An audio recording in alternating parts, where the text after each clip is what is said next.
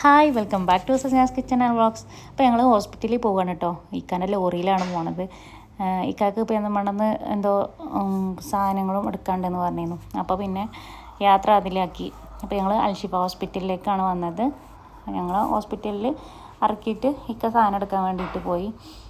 ഇവിടെ പല്ല് ഡോക്ടറെ കാണിക്കാൻ വേണ്ടിയിട്ടാണ് വന്നത്. 10 മണിക്ക് വരാൻ പറഞ്ഞതാണ്. ഞങ്ങൾ കണ്ടെത്തിയപ്പോഴേക്കും 12 മണിയായി. അങ്ങനെ ഡോക്ടറെ കണ്ടു, മരുന്നൊക്കെ എഴുതി, എക്സ്റേ എടുക്കാൻ വേണ്ടിയിട്ട് എഴുതി തന്നു. എക്സ്റേ എടുത്തിട്ട് ബുധനാഴ്ച വരാൻ പറഞ്ഞു. എനിക്ക് അണപ്പല്ല് വരുന്നുണ്ട്, അപ്പം അത് ഭയങ്കര വേദന, ജോലൊക്കെ കഴിക്കണം. അപ്പോൾ ആ പല്ല് പറിക്കാനാണ് പറഞ്ഞത്. ഞാൻ ബുധനാഴ്ചകളിലേക്കും ബുക്ക് ചെയ്തിട്ട് ഞങ്ങൾ വീട്ടിൽ പോവാണ്. അപ്പം മരുന്ന് വേണ്ടിയിട്ട് ലിസ്റ്റ് കൊടുത്തിട്ട് പിന്നെ ഞങ്ങളിവിടെ ചായ കുടിക്കാൻ വേണ്ടി കയറി. അങ്ങനെ ചായ കുടിച്ച് പിന്നെ മരുന്ന് വാങ്ങിയിട്ട് പിന്നെ ഞങ്ങൾ തിരിച്ച് പോവാണ്. ആ മരുന്ന് വാങ്ങുന്ന അവിടെ ഒരു ഇത് എഴുതി വെച്ചിട്ടുണ്ട്, വാക്കുകൾ നന്നായി ആയിരിക്കാം പക്ഷേ പ്രവൃത്തികൾ സത്യം പറയുമെന്ന്. അപ്പോൾ വെള്ളിയാഴ്ചയാണ്. അപ്പോൾ പിന്നെ ഞങ്ങൾ എന്താ പറയുക, ഇക്കാക്കും മോനക്കും പള്ളിയിൽ പോകണമായിരുന്നു.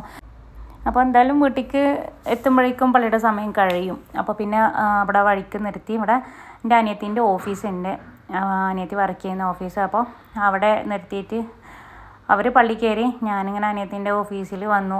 അവിടെ സ്റ്റാഫുകളൊക്കെ പള്ളി പോയിക്കണ്, പിന്നെ കുറച്ച് ലേഡീസ് സ്റ്റാഫും ഉണ്ടായിരുന്നുള്ളൂ. അങ്ങനെ ഞങ്ങൾ കുറച്ച് നേരം അവിടെ വർത്താനൊക്കെ പറഞ്ഞിരുന്നു. ഇവിടെ താഴത്ത് അവരുടെ കമ്പനിയുടെ തന്നെ ഷോപ്പിലൊന്ന് കയറിയതാണ് ഞാൻ കേട്ടോ. ഇൻറ്റീരിയർ സാധനങ്ങൾ, പലതരം സാധനങ്ങളുണ്ട് നമുക്ക് ഡെക്കറേറ്റ് ചെയ്യാൻ വേണ്ടിയിട്ട്. അപ്പോൾ അത് ജസ്റ്റ് ഒന്നിങ്ങനെ വീഡിയോ എടുത്തതാണ്.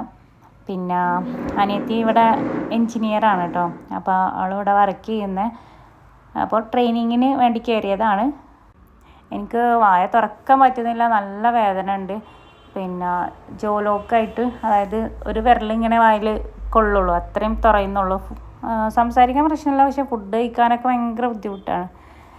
ഈ മെഡിസിൻ പെയിൻ കില്ലറൊക്കെ എഴുതിയിട്ടുണ്ട്, അത് കഴിച്ച് ആൻറ്റിബയോട്ടിക്കും ഉണ്ട്, അത് കഴിക്കുമ്പോൾ ശരിയാവും. അതാണ് അപ്പല്ല്. അവിടെ പിന്നെ വരാനുള്ള ആ ഒരു സ്പേസ് ഇല്ലാത്തതുകൊണ്ട് കുറച്ച് മേലേക്ക് കയറിയിട്ടാണ് വരുന്നത്. അപ്പോൾ നമുക്ക് ഇങ്ങനെ കവിളിൽ മുട്ടിയിട്ട് അവിടെ ഇങ്ങനെ വേദന ഉണ്ട്. അപ്പോൾ പല്ല് ഫുള്ളായിട്ട് ഇങ്ങോട്ട് പുറത്തേക്ക് വന്നിട്ടില്ല, ഒരു പകുതി വന്ന് നിൽക്കുന്നുള്ളൂ. അപ്പം ഡോക്ടർ പറഞ്ഞു അത് എടുക്കണം. അപ്പം സാധാരണ നമ്മൾ പല്ല് പറിക്കുന്ന പോലെയല്ല, ഓപ്പറേഷൻ തിയേറ്ററിൽ പോയിട്ട് സർജറി ചെയ്തിട്ട് എടുക്കണം. പിന്നെ 10 ദിവസം നല്ല വേദനയൊക്കെ ഉണ്ടാവും എന്നൊക്കെ പറഞ്ഞു. അപ്പോൾ വേദനയൊക്കെ മാറിയിട്ട് ബുധനാഴ്ച, അതായത് 3 ദിവസത്തെ മരുന്നാണ് തന്നിക്കണ്. അത് കഴിച്ച് കഴിയുമ്പോഴേക്കും വേദന മാറും. എന്നിട്ട് ബുധനാഴ്ച പിന്നെ പല്ലെടുക്കാൻ ചെല്ലാൻ പറഞ്ഞത്. അപ്പം ഇനിയിപ്പം നോമ്പും ഒക്കെയാണ്.